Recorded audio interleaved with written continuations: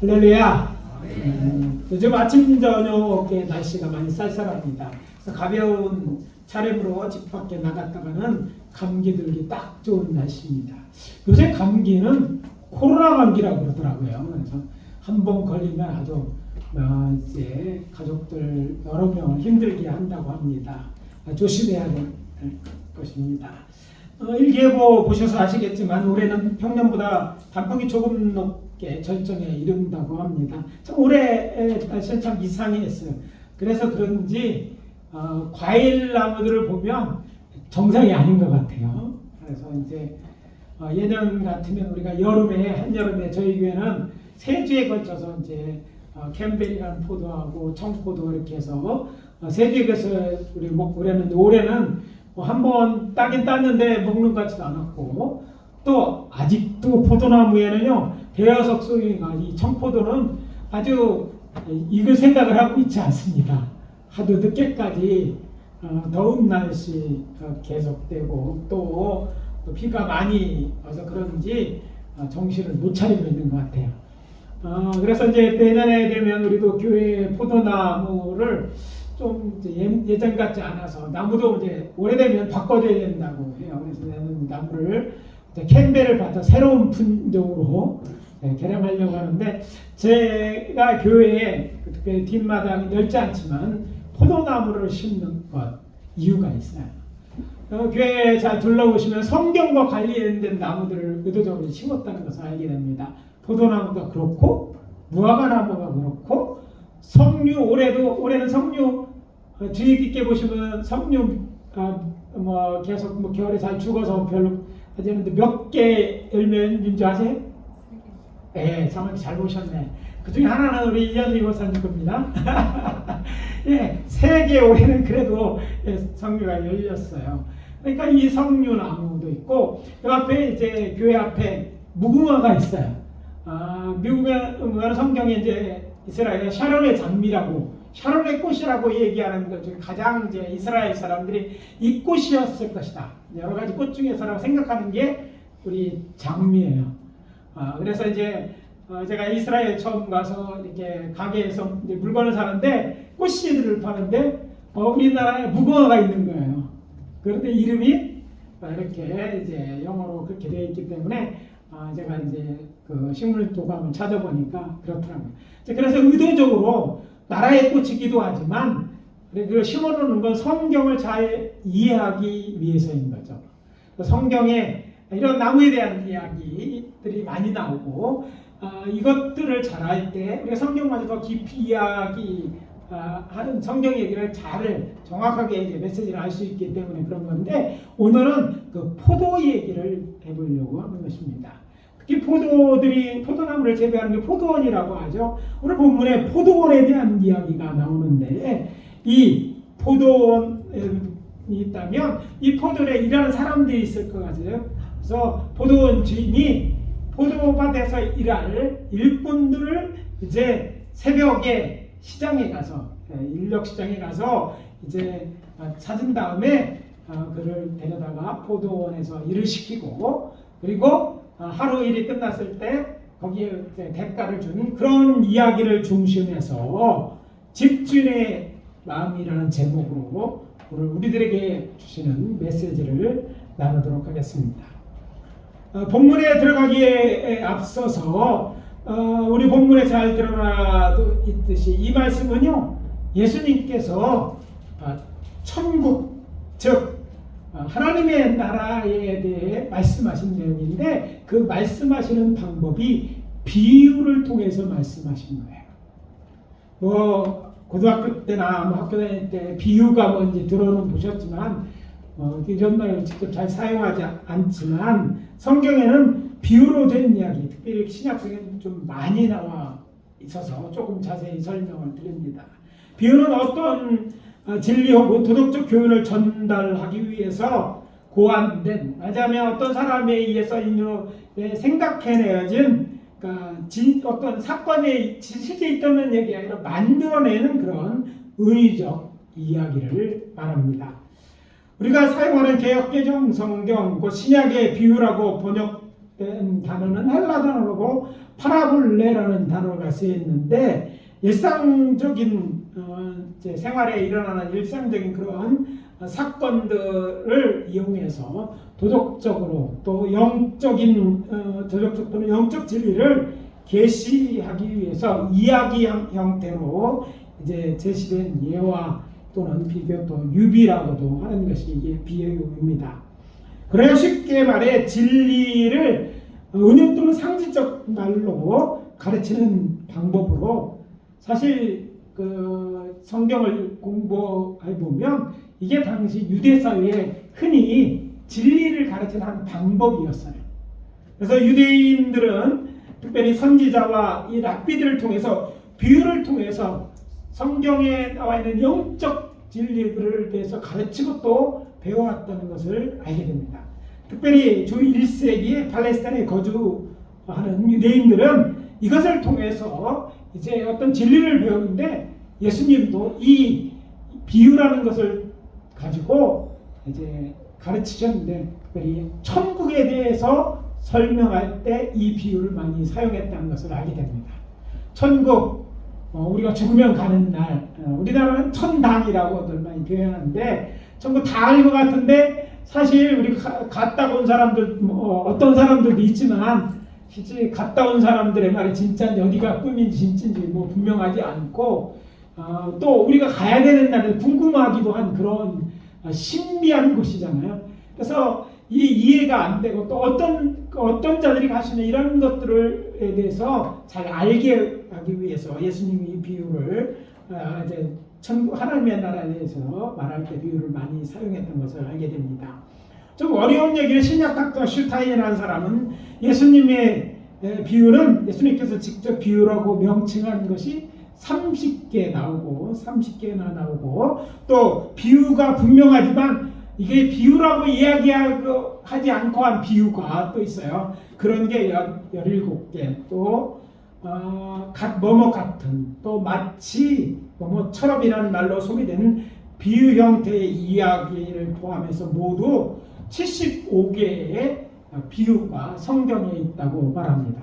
그러니까 이 비유를 잘 알아야지 성경에 나오는 75개의 이야기, 특히 신약성경에 예수님이 하신 이야기를 잘 이해할 수 있다는 것이 되겠죠. 바로 오늘 본문도 마태복음에만 나오는 비유예요. 비유가 이제 성경에 기록되어 있는데 비유의 특성이 뭐냐면 우리가 잘 아는 공관복음에 다 나오는 비유가 있어요.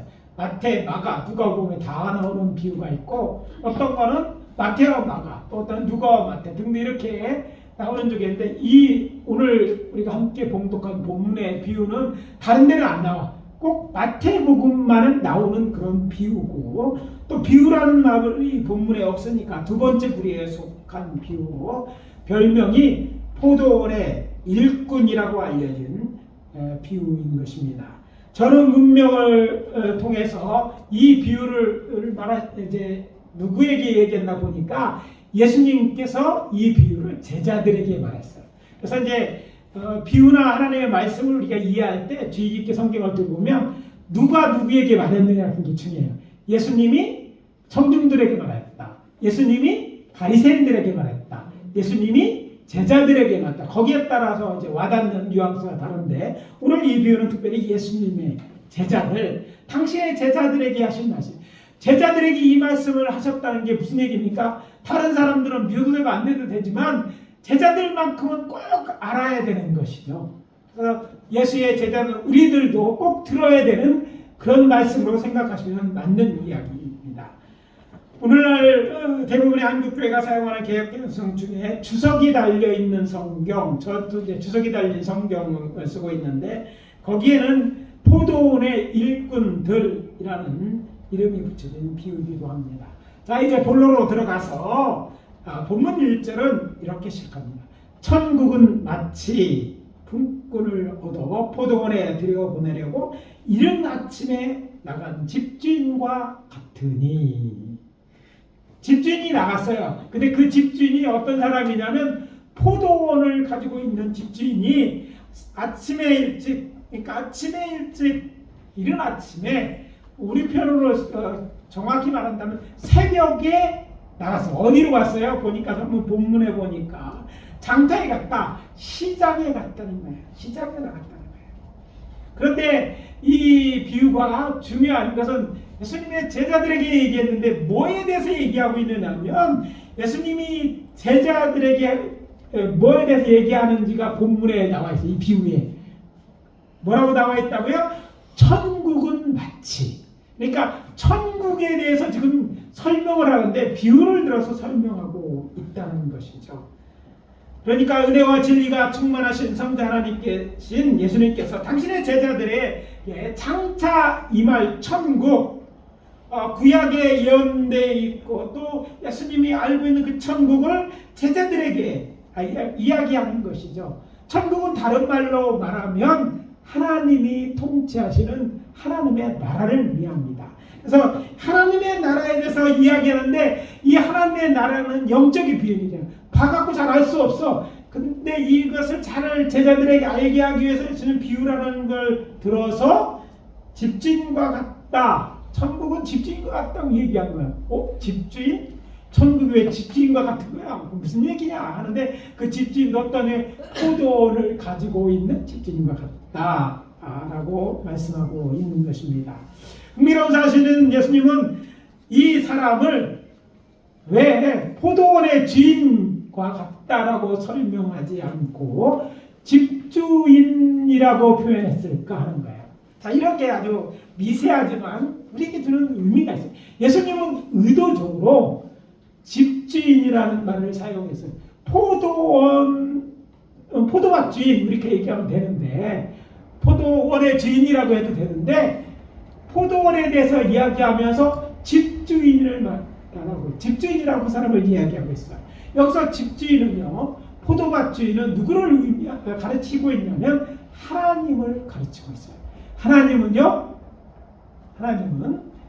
예수님의 비유, 예수님의 가르침 속에서 우리의 하늘 아버지이고 또 우리의 고향, 우리가 돌아갈 그 집의 주인임을 알 수 있어요. 그래서 예수님이 비유가 요한복음 14장 1절에 보면 내가 아버지 집에 간다 이렇게 하시잖아요. 아버지 집, 그 아버지는 누구예요? 하늘 아버지, 곧 하나님을 의미합니다. 다시 말해서 예수님이 의도적으로 이 비유에서 포도원 주인을 포도원을 가지고 있는 집주인으로 묘사하는 건 여기 집주인은 하나님 아버지를 얘기하는 것이고 이 하나님 아버지의 집주인이 포도원과 관련된 얘기는 곧 이 하나님 아버지 집에 누가 들어갈 수 있느냐 그와 관련된 얘기라는 것을 우리들에게 알려주고 있다는 것이죠.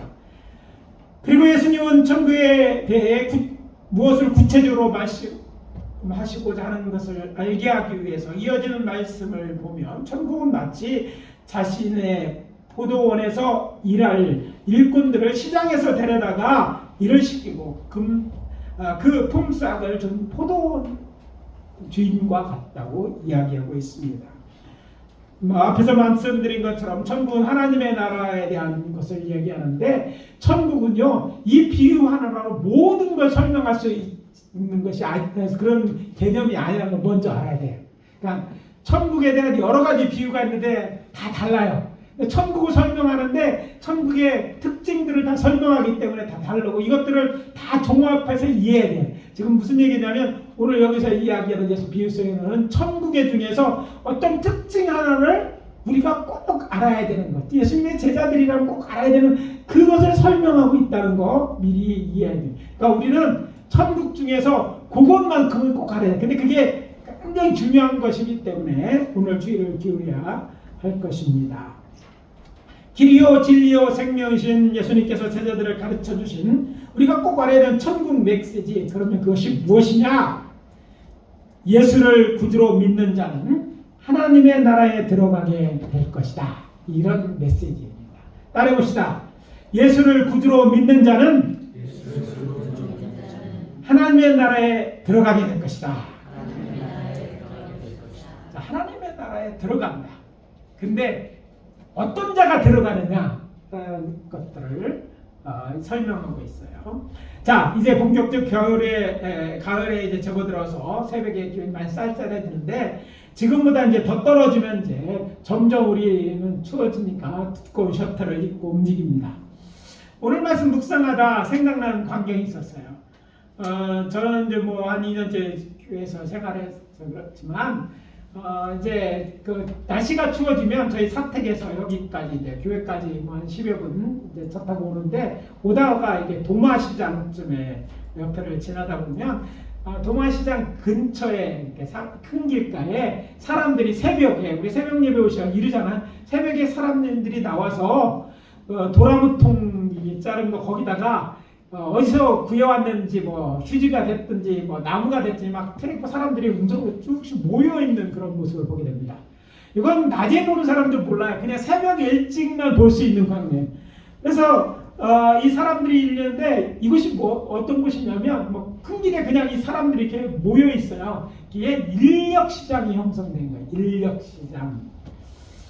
어렸을 땐 잘 몰랐지만 장성하여 알게 된 것 중에 하나는 해 뜨기 직전에 새벽에 잠깐 열렸다가 낮이 되면 사라지는 새벽 시장이 있다는 것이었어요.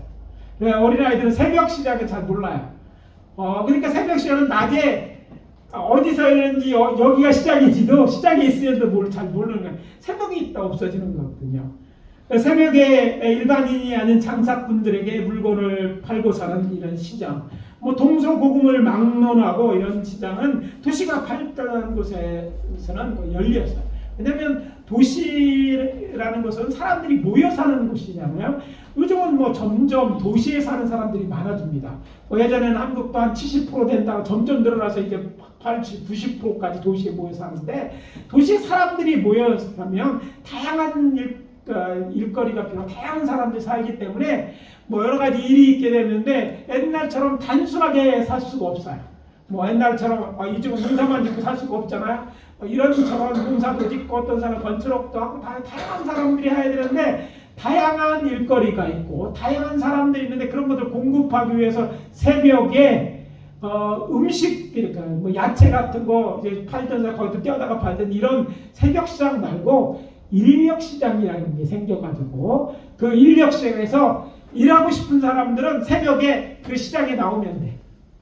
그리고 어떤 이제 내가 이제 작은 회사를 한다든지 건축업을 한다든지 내가 오늘 일하는데 갑자기 청소할 사람이 필요하다 이럴 경우는 그 사람들이 모여 인력 시장에 일하는 주인들은 다 주인들은 거기 가면 내가 필요한 사람을 뽑아 쓸 수 있는 거예요.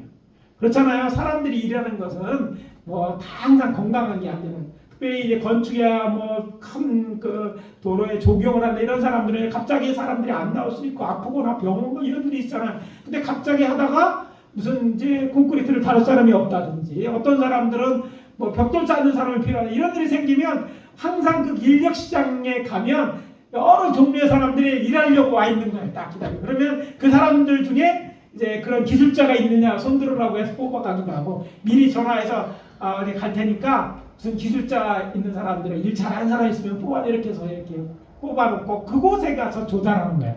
그래서 이거는 인력사무소라는 데가 있어요. 인력사무소라는 곳에서 인력 속에서 사무소가 아닌 세무서라는 곳에서 이제 있으면 사람들이 걸로 모이고 해야 돼요. 근데 그 공간은 좁으니까 밖에도 사람이 있고 추우니까 이제 데려야 되는데 일찍 필요한 사람 일찍 올 거 아니에요. 그러니까 부지런해서 오늘 꼭 일해야 될 사람은 일찍 가야 돼. 그리고 또 이것저것 할 수 있는 사람은 더 잘 팔려. 그리고 평상시에 그렇게 하루 일이라도 열심히 하는 사람들은요 일하는 사람들이 알아. 그리고 소장들도 알아서 그런 사람들 일찍 팔려나 봐. 근데 가끔가다 이 사람이 어떤 사람들이 잘 몰라. 일을 잘 알죠. 그러면 잘 못 가요. 그래도 왔으면 급할 때는 그런 사람이라도 쓸 수 있거든요. 그러니까 일이 정말 필요한 사람들 잘 몰라도 일찍 가야 돼. 일찍 오는데 춥잖아. 그럼 사무소야 소개소라고 해봐야 조그만하니까 밖에다가 우선 날이 추우니까 깡통에다 펴놓고 거기서 다 모여앉아서 날 데려갑소 하고 기다리고 있는 거야. 근데 그 모습을 지나가서 보는데 이 모습이 여기 성경에 나오는 것과 똑같았어.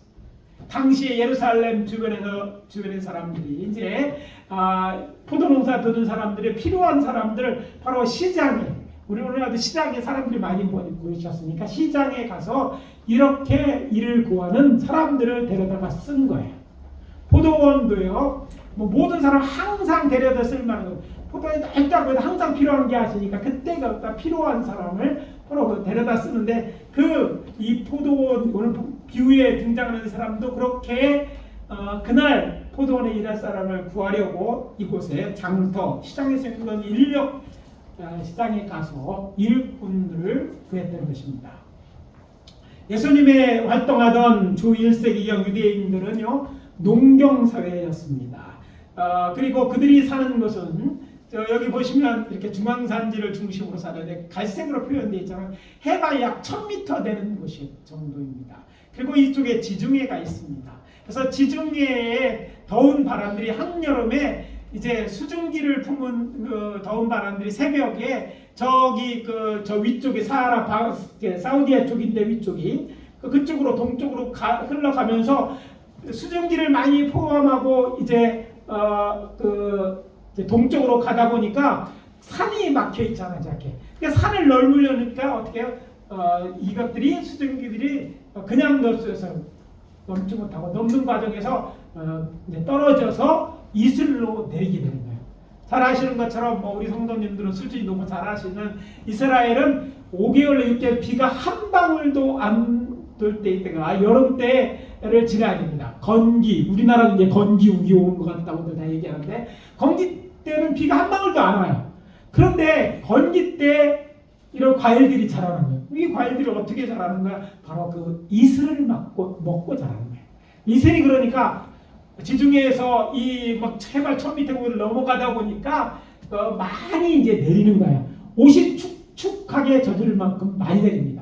그 이슬을 먹고 자라니까 다른 데에는 이렇게 산지가 없는 데는요 중동 지방에 포도나무 같은 것이 자라지 않아요. 근데 이스라엘은요 바로 이런 지형적인 특성을 갖고 있기 때문에 여름 실과로 가서는 포도, 무화과, 감람나무 꽃, 올리브 열매 그리고 성경에 살구나무로 되어 있는 아몬드 이게 아몬드 이제 원래가 있잖아요. 제가 그러잖아요. 뭐 이스라엘 가면 감난산은 없다. 그 얘기하는데 왜냐하면 올리브살이 감난산이고 그리고 살구나무 되는 건 살구나무는 안 보이는데 그 살구나무과에 속하는 아몬드가 그것의 일부. 이런 것들이 자라는 것은 바로 여기 지중해 습기 때문에 와서 자라는 거예요. 그런데 그 당시는 오늘날과 같이요. 그 당시에 오늘날도 이 농사 짓는 사람들이 가난한 것처럼 그 당시 많이 요즘 뭐 대농도 있지만 그 당시 일반적으로 소작농들은 다 가난했어요. 그래서 이제 이 농사 짓는 농부들이 대부분 농경 사회였고 그래서 포도원에 대해서 너무 이제 잘 알고 있는 거예요. 요즘은요 포도나무에 대해 우리 도시 사람들 잘 몰라요. 오직했으면 아이들이 쌀은 쌀나무에서 열리는 줄 안다니까요. 그거와 똑같아. 그러나 유대인의 당시 사람들은요 이 농사에 대해서 뭐 배고픈 새도 있고 그래서 그 당시에 주식인 보리나 밀이나 바로 이 포도는 주로 재배하는 것이라 잘 알고 있는 그런 얘기 대표적인 농장들 이 얘기를 들어서 설명하고 있는 거예요. 그래서 그것을 농사하기 위해서 하니까 이 얘기를 듣고 있는 제자들은 모두 그 내용들을 너무나 잘 알고 있는 그런 내용을 가지고 지금 예수님이 쉽게 천국을 설명하고 있습니다. 그러면 본문에 따라 예수님의 이야기를 들어볼까요? 2절에 포도원 주인이 이른 아침에 품꾼과 약속하여 포도원에 들여보내려고 라는 말이 나옵니다. 자 여기서 이제 이해해야 될 것은 그렇다면 품꾼과 뭘 약속해? 하루 지금 일당 주고 데려오는데 오늘날처럼 이렇게 따로 정하는 게 아니라 그 당시에는요 오랫동안 여러 사람들이 누구 할 것 없이 일반적으로 정해진 가격이 있습니다. 오늘날은요 뭐가 있어요? 시급이 있죠. 누구나 기본적으로 시급은 줘야 되잖아요. 그래서 요즘 시급이 얼마냐가 굉장히 중요한데 매일 일하는 사람들 시간당 일하는 시급이 중요한데 당시에도 하루 일하면 이제 하루 단위로 이제 농경사인이 하루 단위로 이제 일당을 계산했는데 여기서 약속했다는 것은 오늘 내 밭에 와서 일하면 시급 주겠다. 그런데 많이 주고 덜 주는 게 아니라 그 당시에 하루 젊은 사람이 이제 일을 하면 얻는 일당이 한 데나리온이었어요. 그래서 여기 본문 내용을 보니까 여기서 품꾼들과 약속했다고 나오는데 뒤에 보면 품꾼들 뭘 약속했는지 나오는데 오늘 밭에 와서 일해주면 한 대련은 주겠다. 뭐 평균적인 거죠. 약속을 했어요. 그러니까 있는 사람 그래 내가 오늘 가서 일할 수 있다. 그런 이런 사람들을 위해서 모아가지고 포도원에 들여보냈다고 얘기합니다. 그런데 참 이 주인이 이 포도원 주의 특별한 것은 보통 포도원에 일단 하고 나면 포도원에서 감독을 하죠. 감독하고 안 하는 거는요. 일당 돈 줘서 일 시키는 사람은 천지 차이예요. 아무도 안 봐도 잘하는 사람이 있어요. 근데 그 사람들 100명 당합니다. 제가 학교에서 이제 행정실에 있을 때 감독을 해보면 딱 한 사람 일꾼 빼놓고는 다 감독을 해야 돼. 감독하고 안 하는 것은요. 일 양이 너무 차이가 납니다. 근데 한 분만큼은 그분만큼은 오든지 안 오든지 상관없어요. 우리 교회 건축할 때 저와 같이 이렇게 했던 목수 아저씨인데요. 이분은 비가 오나 누가 오든 상관없이 정해진 시간에 딱 일하고 끝날 때까지 최선을 다해서 일합니다. 그래서 그분은 감독을 하지 않습니다. 네, 그분은 정확해.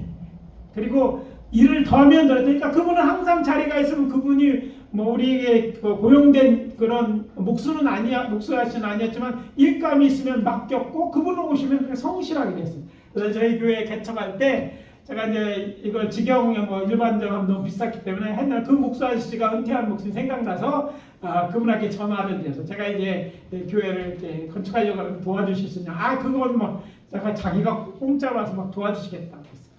뭐 당시 행정실장님이셨던 분도 도와주셨는데 그분은 이제 그때 당시 아프셔서 이제 이분이 도와주시겠다고. 그래서 우리 교회 할 때 그 목사하고 저하고 공식적으로 일하는 두 사람이 해서 이렇게 했어요. 그것처럼 그런 것들을 이렇게 줘가지고 이제 딱 하는데 일을 맡겨놓고 그 자리에서 감독하지 않고 이 포도원주는 다시 장터로 갔어. 본문에는 이제 잘 안 나오는 데인데 내용을 즐거우면 그 내용이 장터를 가서 거기서 또 들이보면 사람이 있는 더 필요했던 것 같기는 해요. 그러나 필요했는지 안 했는지는 알 수 없지만 장터를 가서 보는데 그때가 언제냐면 여기 보니까 3시, 우리 시간으로 하고 3시면 오전 3시라고 생각하면 안 돼요. 우리 시간으로 하면 9시쯤 가보니까 새벽 일찍 일할 사람 다 데리고 갔을 거 아니에요. 그때부터 이미 시작돼야 되는데 9시쯤 갔는데 거기 또 일하려고 있는 사람이 있는 거야. 그러니까 그 사람을 데리고 다시 포도원에 갑니다. 아마 처음에 원하는 만큼 사람이 안 모여서 그럴 수도 있어요. 그런 내용은 설명돼 있지 않지만 그러니까 9시쯤 가서 오전 9시쯤 가서 또 사람을 데리고 갑니다. 그리고 또 그냥 또 부족했는데 또 정오쯤 또 가 12시쯤 또 가보니까 또 일하려고 인력시장에 있는 사람이 있는 거예요. 그러니까 이제 그도 또 데려갑니다. 그러고서 이제 그걸로 끝나는 게 아니라 이제 또 보니까 6시쯤 갔다. 근데 그게 오후 3시쯤 가보니까 거기에 또 사람이 있는 거야. 그래서 여기 주인이 이렇게 얘기합니다. 여기 왜 이렇게 놀고 있느냐? 그랬더니 일할 사람이 없어서 기다리고 있어. 그 사람은 우리 시간은 오후 3시인데도 제가 이제 여기 일꾼 쓸 때 인력시장에 가서 일꾼을 쓰기도 했는데 가보면요. 오후에 되면 다 가고 없어 이제. 오늘은 뭐 밤낮에 쓸 사람도 없으니까 오후 되면 다 돌아가. 특히 3시가 되면 거의 하루는 끝난 거야. 더 이상 올 수 있는 기대가 거의 없죠. 그러니까 다들 흩어지고 거기는 이제 주인하고 일하는 사람들밖에 없는 거예요. 근데 그 인력시장도 당시에도 그랬을 거예요. 이미 필요한 사람들 아침 일찍 데려다 쓰지 누가 잠깐 데려갔습니까? 물론 그렇다 할지라도 오후를 좀 써야 되는데 오후도 지나 3시면 일할 시간이 6시까지가 하루가 지니까 3시간밖에 없는 거예요. 데리고 가는 시간 빼고 나면 2시간 반 이 정도밖에 안 남은 거예요. 근데 가서 물었더니 누가 써주는 사람이 없어. 내가 여기 있다고 그러니까 그래 포도맛에 가 너도 데려다 줍니다. 그리고 더 웃기는 것은 이게 웃기는 얘기예요. 듣는 사람들 웃기는 것처럼 들린 건 5시에 가. 오후 5시. 그럼 무슨 얘기예요? 데리고 가야 일 30분 내에 40분 시작하면 끝나.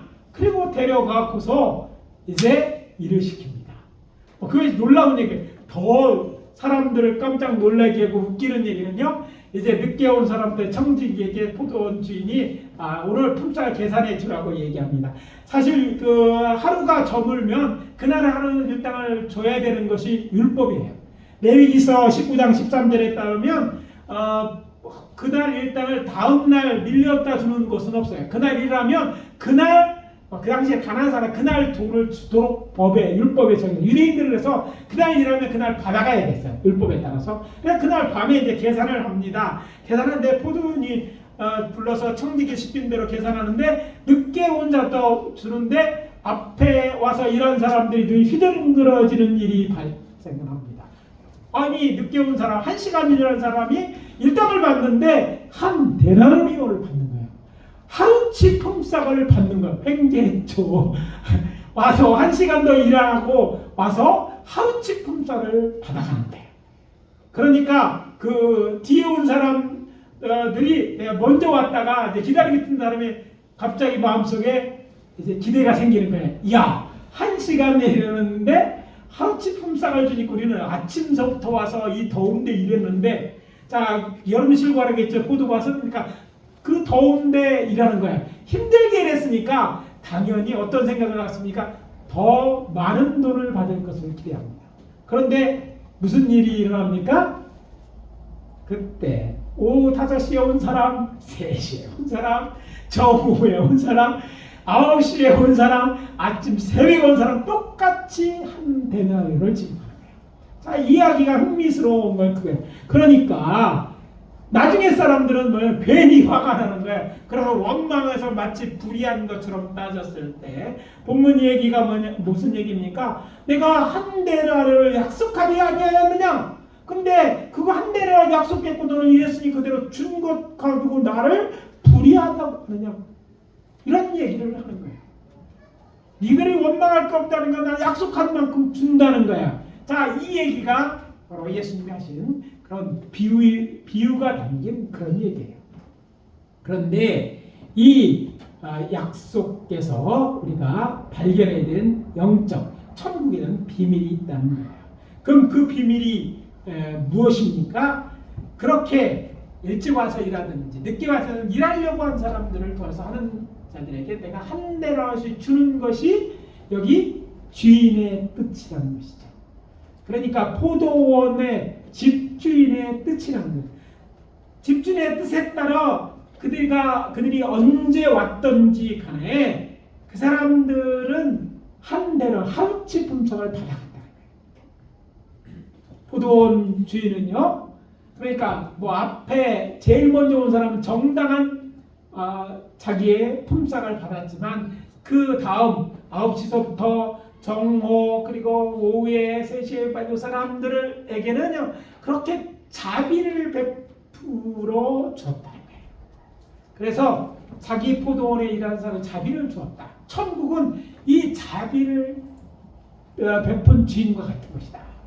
자, 여기서 점점 숨겨진 천국 비밀이 무엇인지 드러납니다. 그것은 복음을 듣고 예수를 구주로 영접한 사람은 언제 예수를 믿었든지 하나님의 나라를 위해 얼만큼 일을 했든지 어떤 사람은 뭐 조그맣고 많이 하고 어떤 사람은 뭐 못하고 그럴 수도 있겠죠. 그거와 상관없이 예수를 믿는 자, 예수 믿는 자는 내가 주 예수를 믿으라 그러면 구원을 얻는 자라고 말했지만 내가 구원을 약속한 것처럼 그들에게 천국에 들어갈 수 있도록 해주겠다. 영생을 주겠다. 이런 그 천국 비례에 대해서 이야기하고 있는 것입니다. 비유에 등장한 포도원 주인까지 하나님께서는 예수를 믿는 자에게 영생 곧 천국에서 영원한 삶을 약속하셨고 그 삶을 허락해 준다는 거예요. 그래서 대부분의 사람들에게 여기 포도원 분들이 쭉 있는 것처럼 사람들 그것이 그들에게는요 그들의 공로가 아니라 그들에게 베푸시는 하나님의 자비다. 그래서 여기서 이 포도원 주인 하나님의 자비하심을 이야기합니다. 하나님이 자비롭기 때문에 그렇게 하나님을 믿는 자들은 그가 얼마나 일했든지 언제를 하나님의 나라에 일했든지 다 하나님의 나라를 위해서 일꾼으로 부름을 받기는 하지만 그거와 상관없이 일찍 오든지 그랬든지 죽기 직전에 믿었든지 아니면 어려서부터 믿었든지 뭐 아니면 젊은 때문에 상관없이 다 구원, 저 천국을 하나님의 들어가게 나라에 들어가게 해주겠다는 것이 이 비유에 담겨 있는 가장 중요한 영적인 메시지라는 거예요. 여러분요, 어떤 사람은 그래요. 내가 열심히 일하지 않았기 때문에 내가 천국에 들어갈 수 있을까? 의심하시면 하나님은요 믿는 자에게 구원을 주겠다고 약속하셨어요. 그리고 그 하나님은 이 포도원 주인장은 자비하신 하나님이에요. 긍휼이 많으신 분입니다. 그래서 의지가 있으면 청교들은 그 마음만이라고 봐서 구원을 허락해 주셔요. 복음을 전하다 보면요 어떤 사람들은 정말 마지막 순간에 예수 믿는 사람들이 있어요. 어떤 사람들이 그래서 부러워하긴 하지만 부러워할 건 아닌데 아무튼 그런 사람이 있고 어떤 사람은 아주 어렸을 때부터 근데 이 예수를 믿는 그 믿음에서만 떠나지 않냐면 그렇게 됩니다. 그래서 내가 이제 이 나이에 뭘 하겠냐 내가 하나님 나라에 할 일이 없는데요 내가 돈도 없고 다 하는데 상관하시고 봐야 주님의 약속은 믿는 자에게 천국을 이 약속은 변하지 않으니까 여러분 이것이 천국의 비밀이고 그렇게 구원하시는 것은 하나님의 어떤 하나님이기 때문에 좋으신 하나님 자비하신 하나님일 때 그러하신다는 이 영적 비밀을 하고 있는 거예요. 이 영생의 비유를 해서 설명하시는 예수님의 복음의 메시지입니다. 하나님이 세상을 이처럼 사랑하사 독생자를 주셨으니 그를 믿는 자마다 멸망하지 영생을 얻게 하려 하시랴. 하나님이 그 아들을 세상에 보내신 것은 세상을 심판하려 하심이 아니요 그로 말미암아 세상이 구원을 받게 하려 하심이라. 요한복음 3장 16절로 16절에 이것이 우리에게 복음인 것은요 이 포도원의 그 일꾼의 비유에서 들려준 것처럼 하나님의 마음은 우리를 구원하시고자 하는 거예요. 그래서 믿기만 하면 그렇게 영생을 허락하세요. 뭐하기만 하면 예수가 구원자라고 믿기만 하면 구원을 얻게 됩니다. 그래서 여러분 혹시 늦게입니다. 혹시 이것 때문에 부담이 된다면 이제 그런 부담에서 벗어나시길 하나님은요 약속을 주시는 이행하시는 신실하신 하나님이시고 하나님이 이렇게 약속하셨다면 그 약속을 이행하실 것이고 그렇게 하시는 것은 하나님이 우리를 사랑하시고 하나님은 자비하신 하나님이시기 때문에 하는 것을 알고 여러분들이 나가서 이 복음을 전해야 될 줄 믿습니다. 그래서 모든 사람들에게 나이가 젊든지 듣든지에게 복음을 전해야 돼요. 이게 복음의 진리예요. 신천지들은요 늘 나이 든 사람들에게 복음을 전하지 말아요. 무슨 쓸모가 있어요? 이단들에게 쓸모가 없대요. 그러나 하나님 앞에는 그도 한 영혼이 어린 아이도 한 영혼이고 나이 든 사람도 한 영혼이 정말 교회 와서 짐만 될 것 같은 그 사람도 하나님의 귀한 영이고 그도 하나님이 사랑하셔서 자비를 베푸시는 거예요. 하나님 약속을 변하지 않는 이 진리의 말씀을 굳게 잡고 여러분들은 구원에 대한 확신을 가지시라. 왜 이것을 강조하느냐면요 우리는요 이 세상에 영원히 살지 않고 언젠가 떠나야 되는데 천국을 본 사람이 많지 않고 하나님에 대한 어떤 그런 경험을 사는 많지 않기 때문에 우리는요 정말 마지막 순간까지 믿고 가는 거예요. 신앙생활은요 하나님의 약속이라면 그냥 무조건 믿는 거야. 그리고 그 약속 붙들고 죽는 거예요. 저도 여기 있지만 제가 천국을 본 사람은 아닙니다. 저도 영적인 경험을 하죠. 그러나 저는 이 약속을 믿는 거예요. 하나님의 약속을 믿기 때문에 담대하게 복음을 전하고 또 여러분도 그렇게 달다가 어느 날 죽음 앞에 가는 거예요. 그래서 제가 이제 같은 거 할 때 죽음을 이 약속을 믿기 때문에 그래요. 내가 어디 있든지 무슨 일이 있든 주님이 부르시면 내가 이 세상을 죽든 어차피 우리는 다 죽는 거 아니에요. 그러나 주님은 결코 나를 그 약속을 변개하지 않고 나를 구원하시는 그런 사랑이 많으시고 자비하신 분이기 때문에 그렇게 믿고 복음을 전하고 일하는 것이기 때문에 여러분도 끝까지 이 믿음을 붙드시기를 바랍니다. 그래서 이 믿음을 확실히 붙들어야 돼요.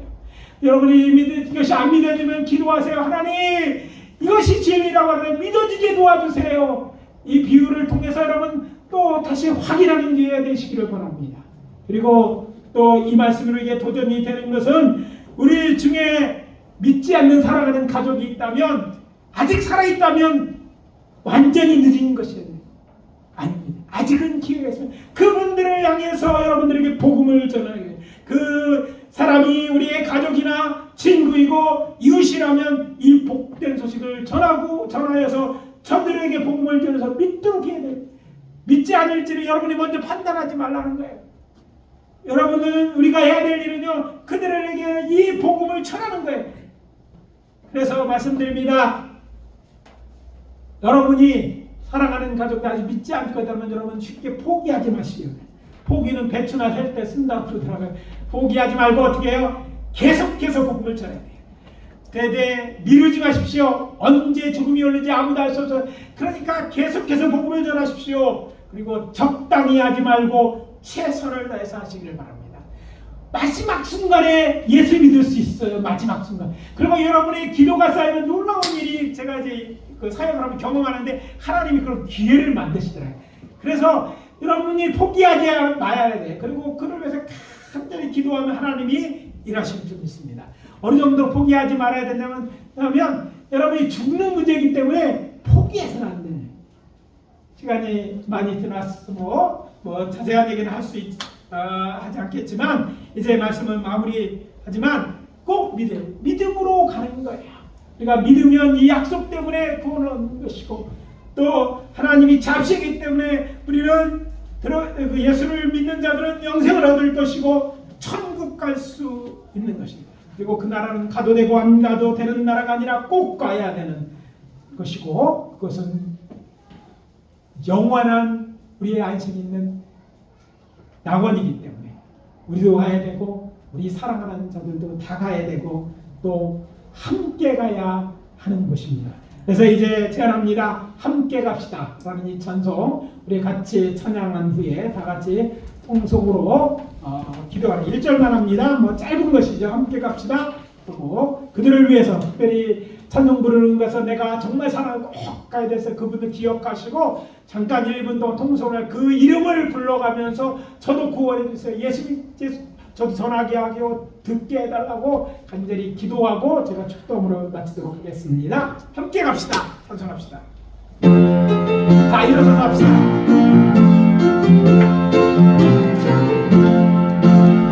함께 갑시다. 내 아버지 내 아버지 함께 갑시다. 내 아버지 내 사랑이 감동합니다. 함께 갑시다. 내 아버지 내 아버지 함께 갑시다. 내 아버지 참된 사랑 있는 곳 다같이 사랑하는 구원받아야 될 자들을 위해 이름으로 기도합니다. 주여 아버지 하나님 오늘 이 말씀 해주시 감사합니다.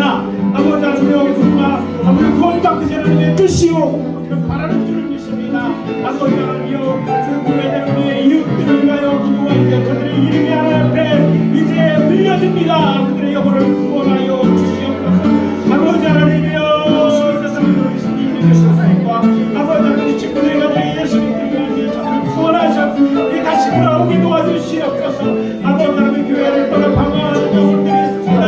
다시 돌아와서 구원을 얻게 도와주시고 다 함께 천국 갈 수 있도록 은혜 베풀어 주시옵소서. 우리 사랑하는 믿음의 식구들 가족 중에 믿지 않는 자들이 있습니다. 복음을 듣게 하여 주시고 함께 천국 갈 수 있도록 도와주시옵소서. 아버지 하나님 주의 은혜와 사랑을 감사합니다. 오늘 우리가 들은 말씀 우리를 향한 말씀인 줄 알고 집주인의 마음을 알아서 하나님 아버지의 마음을 알아서 아버지 하나님 복음 전에 함께 다 영원한 나라 천국에 들어가는 역사가 있을 수 있도록 주여 인도하여 주시옵소서. 아버지 하나님 주의 앞에 오늘 들려 올려진 아버지 이름들을 아버지 기억하시고 그 영혼들에게 감고 나사 예수 믿고 구원 얻고 아버지 함께 천국 가는 은혜를 허락하여 주시옵소서. 지금은 우리 구주 예수 그리스도의 은혜와 하나님 아버지의 사랑하심과 성령님의 내주 역사 교통하심이 이제 하나님의 마음 알아 복음을 전하여 함께 영생을 얻기를 원하고는 당신의 사랑하는 주의 자녀들 한 사람 한 사람 머리 위에 지금부터 영원까지 함께 하실지어다. 아멘.